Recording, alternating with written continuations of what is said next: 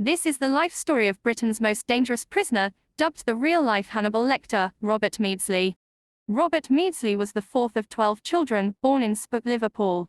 He spent his early years in a Catholic orphanage in Crosby with his 3 older siblings. At the age of 8, Maudsley and his 3 older siblings were retrieved by their parents, and Robert was subjected to routine physical abuse from his father until he was eventually removed from their care by social services. Maudsley later stated that he was raped as a child by his father, and such early abuse had left deep psychological scars.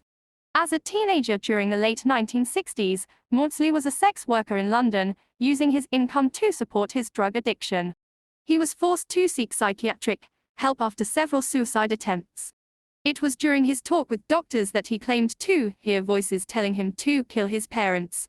He is quoted as saying, "If I had killed my parents in 1970, none of these people would have died." In 1974, Maudsley garroted John Farrell in Wood Green, London. Farrell picked up Maudsley for sex and allegedly showed him pictures of children he had sexually abused. Maudsley surrendered himself to police, saying he needed psychiatric care. Maudsley was found unfit to stand trial and instead was sent to Broadmoor Hospital. In 1977, he and another patient, David Cheeseman, who at the time was serving a sentence for rape and sexual assault of a 16-year-old girl, locked themselves in a cell with a third patient named David Francis, a convicted child molester. The attack was claimed to be in revenge for a homosexual attack on one of the friends of the 2 men.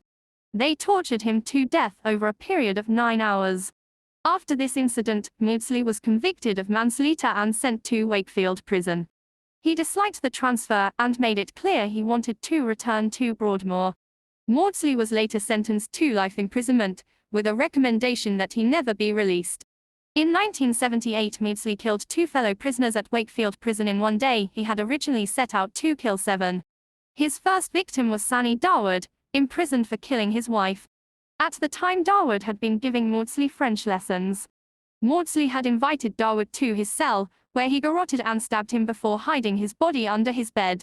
He then attempted to lure other prisoners into his cell, but all refused.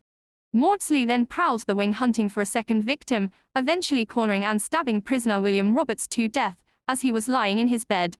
He hacked at Roberts' skull with a makeshift dagger and then struck his head against the wall multiple times. Maudsley calmly walked into the wing office, placed the dagger on the table and told the officer that the next roll call would be 2 short people. Maudsley states his victims were rapists, pedophiles or sex offenders, and that he is only a threat to sex offenders. In 1983, Maudsley was deemed too dangerous for a normal cell. Prison authorities built a 2-cell unit in the basement of Wakefield prison.